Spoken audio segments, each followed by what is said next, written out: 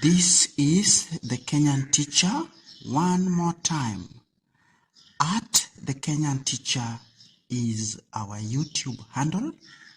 It is our pleasure to present Form 1 and 2 syllabus as tested in the year 2015, Chemistry Paper 1. Welcome. We start with question number 8. Question 8 is from Form 1 syllabus. The area is types of changes. So we are told when solid A was heated strongly, it gave off water and a solid residue.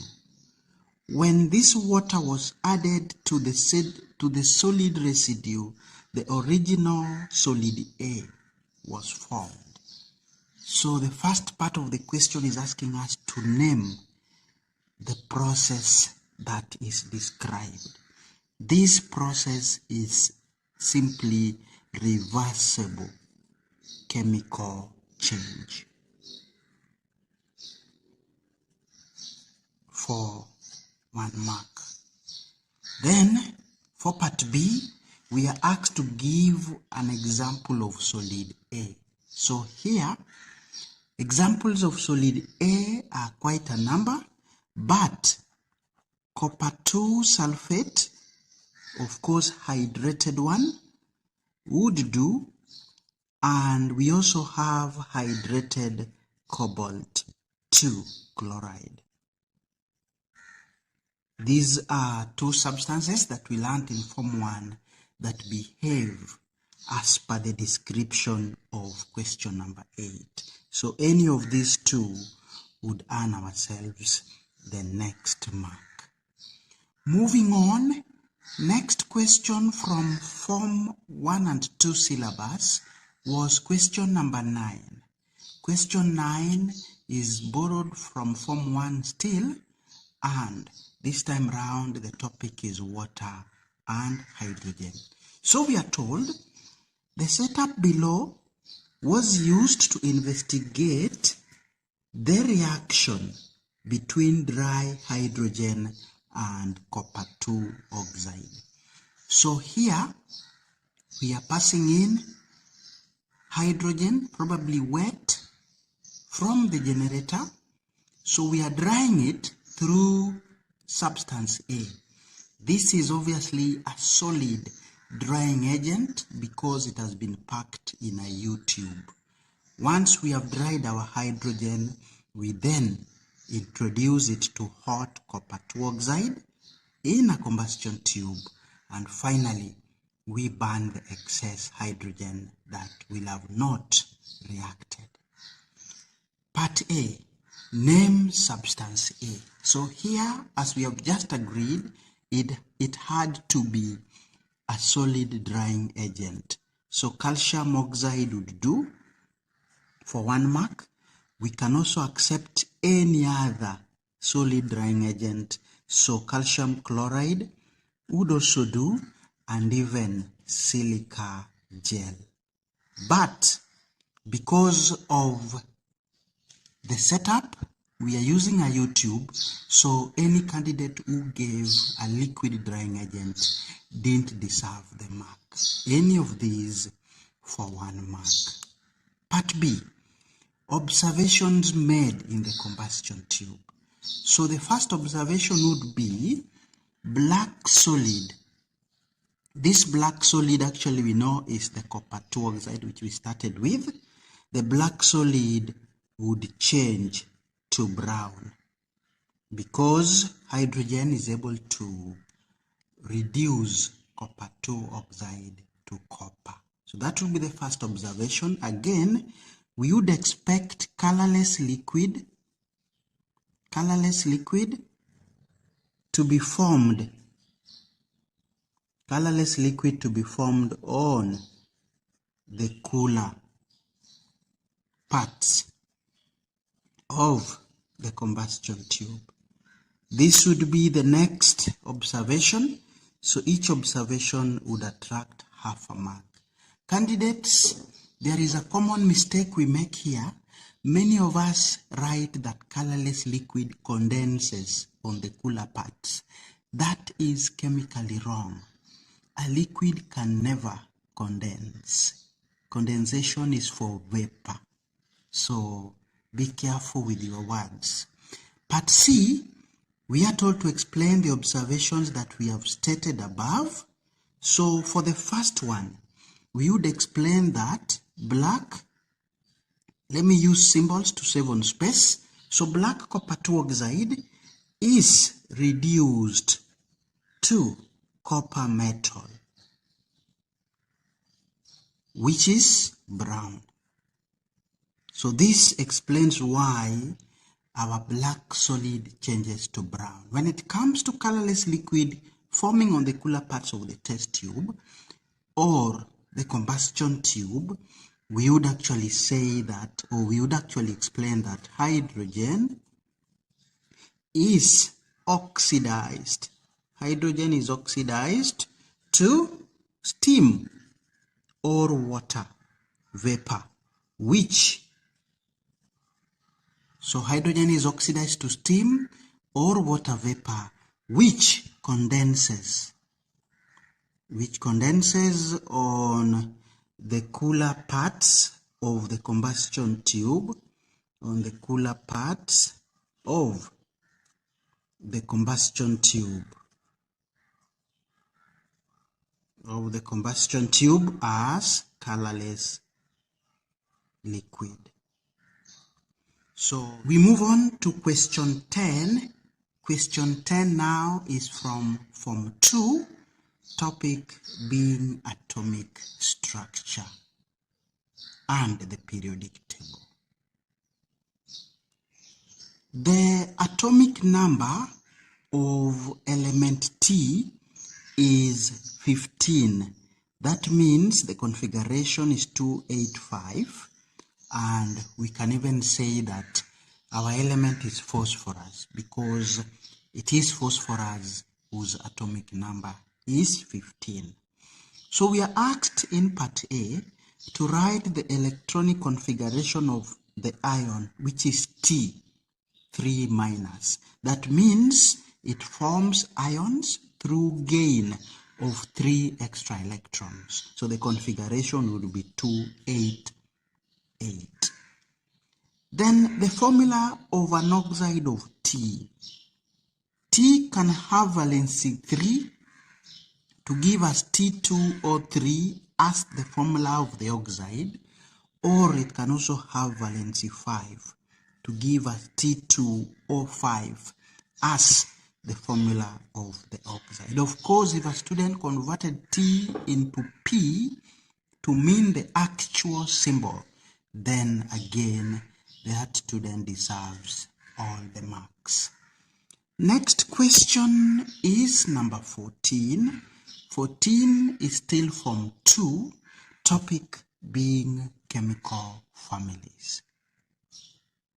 The table below shows behavior of metals R, X, Y, and Z. Study it and answer the questions that follow. So R, on exposure to air, slowly tarnishes. X slowly turns white. Y and Z no change when exposed to air. When it comes to reaction with water, R is slow, X is vigorous, Y and Z no reaction. Reaction with dilute hydrochloric acid, this is where the differences between the 4 elements is more obvious. R vigorous, X violent, Y does not react, and Z react moderately. Why I'm saying the differences between these 4 elements is more obvious in reaction with hydrochloric acid is each one of them is showing a unique rate of reaction. For reaction with water, we can see Y and Z share the same property. The same applies to appearance on exposure to air. Y and Z, again, it will be difficult to differentiate between them. So the only column that we shall use is the column on reaction with dilute hydrochloric acid. First question is asking us to arrange the metals in order of reactivity, starting with the most reactive. So obviously, X is the most reactive because it reacts violently with dilute hydrochloric acid. This will be followed by vigorous for R, followed by reacts moderately for Z, and finally the least reactive element, which does not react with dilute hydrochloric acid, is Y. It was 2 marks, so we shall award exactly that. Now, name a metal which is likely to be X. X is violent with hydrochloric acid, of course dilute form. It is vigorous with water and slowly turns white on exposure to air.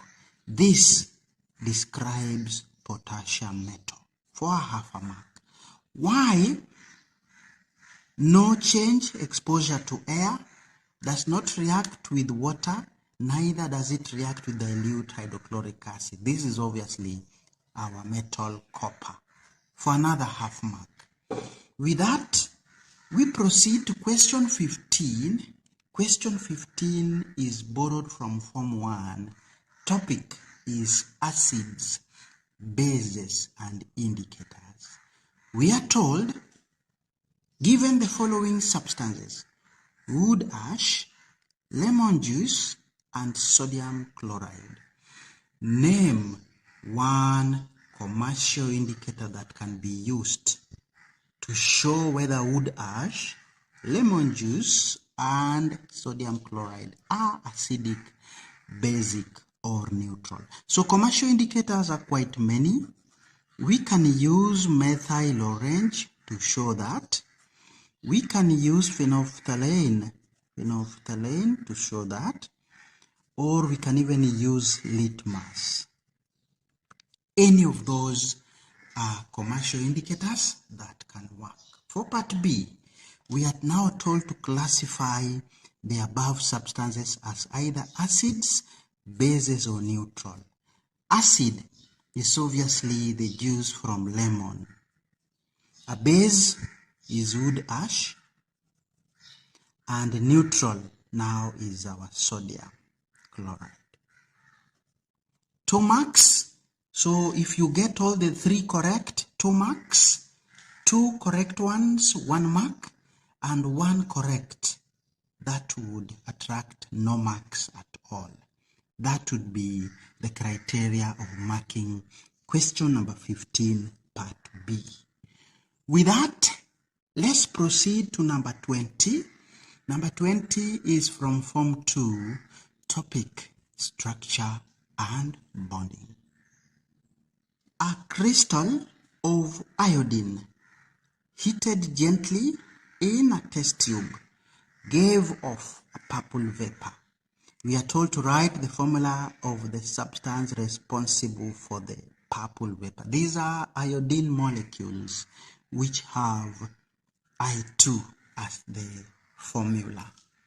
Remember, when it sublimes, we break the intermolecular forces, which in this case are weak van der Waals forces.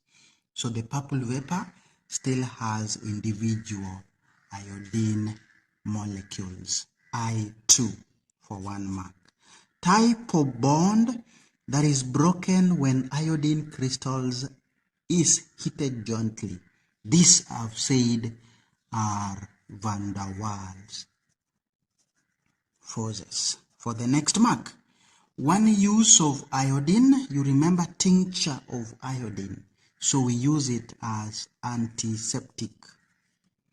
For the next mark, I'm told you mix it with alkanol and you get what we call tincture of iodine, which is used as antiseptic.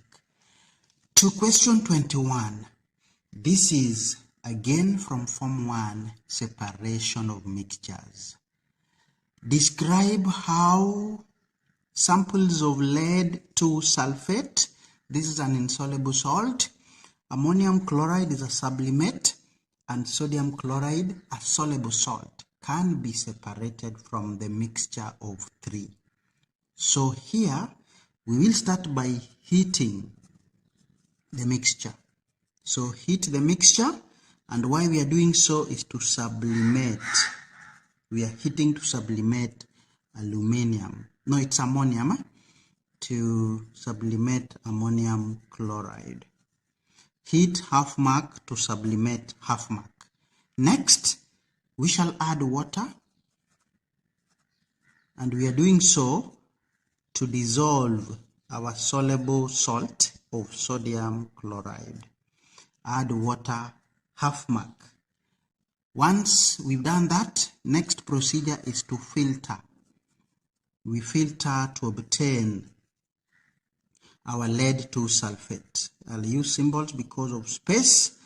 We shall get that as residue. And of course, sodium chloride will be obtained as filtrate. So filter, next half mark. After we've done that, we shall then try to rescue our sodium chloride from the filtrate. So we shall evaporate. Evaporate the filtrate. Of course, we do so to what? To saturation. Evaporate, the next half mark. Finally, we cool. We cool to obtain crystals of sodium chloride for the next half mark, totaling 3 marks. Question number 23 is from the periodic table, again from Form 2. The table below is part of the periodic table. Of course, we are told letters are not actual symbols of the elements. So select an element which is stored in paraffin. This is sodium, and that corresponds to element G for the first mark. We proceed to part B of question number 23 of E and I compare. So if you look at your table once again, these are halogens, E and I. And we know the ionic radius, just like the atomic radius, would increase down the group. So that means the ionic radius of E is smaller than that of I. So that would be the first part of our answer. Ionic radius of E is smaller than that of I. Or we can say ionic radius of I is larger. So the reason is the ion of E has only 2 occupied energy levels, while that of I has 3. That would do for 2 marks. So ionic radius of E is smaller, 1 mark, and E has more occupied energy levels than I, another mark. We move on to question 24, still from Form 1, cooling curve. So the graph below is a cooling curve for water. Study it and answer the questions that follow. So we have 100, 0, and temperature against time.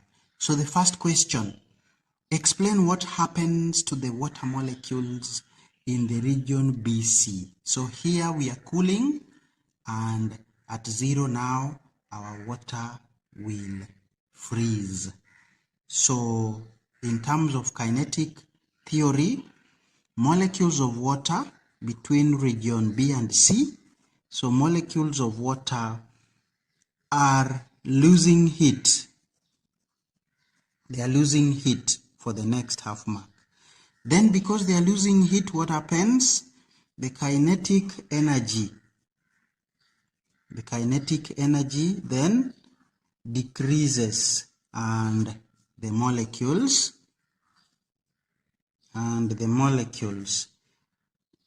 get more closer to each other. Remember, this is a point when water is almost turning into ice. So half a mark for losing heat, half a mark for kinetic energy decreases, and 1 whole mark for molecules getting closer to each other. In what state is the water in region DE? This is obviously solid because it has frozen for the next mark. We move to question number 25. This is Form 2, and we are testing our candidates on salts as a topic. So starting with barium nitrate, describe how a pure sample of barium carbonate can be prepared. The first thing is to add any soluble carbonate. I'll go for sodium carbonate. We do this to precipitate our barium carbonate. Okay, add any soluble carbonate, 1 whole mark, to precipitate barium carbonate half. From here, we shall filter to obtain our insoluble salt, that is barium carbonate, as residue. Filter next half mark. From here, because we are asked to prepare pure crystals, we shall wash the residue, of course, with the distilled water, and finally we shall dry the same between filter papers. So we already have 2 marks. Half would go for wash and a half for dry, totaling 3 marks for question number 25. We proceed to question 27. Question 27 is from Form 2, the topic being carbon and some of its compounds. Part A, describe how carbon 4 oxide can be distinguished from carbon 2 oxide using calcium hydroxide solution. We shall bubble the gases, of course, separately through our calcium hydroxide solution. I'll also use symbols here to save on space, but we always advise our students to write these things in words because we know majority have got issues with writing the correct formula. So bubble the gases through calcium hydroxide solution separately, 1 whole mark. Then the observation would be carbon 4 oxide forms a white precipitate, while carbon 2 oxide does not form a white precipitate. So bubble 1 whole mark, carbon 4 forming a white precipitate a half, carbon 2 oxide not forming a white precipitate another half. Part B, what is the role of carbon 4 oxide in fire extinguishing? Carbon 4 oxide simply cuts off supply of oxygen. And we gave 2 reasons why this is so. 1, it is heavier or denser than air, and 2, it neither burns nor supports burning. Finally, we end this video by looking at question number 29 as tested in the year 2015 chemistry paper 1. Question 29 is from Form 2 effects of electric current on substances. An electric current was passed through several substances and results obtained were recorded in the table below. So for A, it's a liquid, it is a non-conductor. So obviously there will be no effect at anode and cathode because our liquid is a non-conductor. For B, it is a solid, it conducts, but the current has no effect on the solid. So obviously B is a metal because it has what we call metallic conductivity. A metal doesn't change when electric current has been conducted by it. Moving to C, it's a liquid and it conducts current. So this is an electrolyte that gets decomposed by the current. So anode we have a green gas, cathode we have gray solid. For D, still an electrolyte, conducts current and gets decomposed to find brown gas at anode and gray solid at cathode. E is a liquid that has metallic conductivity because it conducts the current, but again it has no effect on the substance. So we are being asked which of these is likely to be magnesium. Magnesium is a metal, so the answer here would be substance B for 1 mark. Hexane is a non-conductor, so substance A best describes hexane for 1 mark. Of course, it's a liquid. Moving on to part C, lead 2 bromide is an electrolyte that will be decomposed to lead metal at cathode, which will be gray, and bromine gas at anode, which will be brown gas. So lead 2 bromide is our substance D for the last 1 mark. We appreciate you so much for being our valued viewer.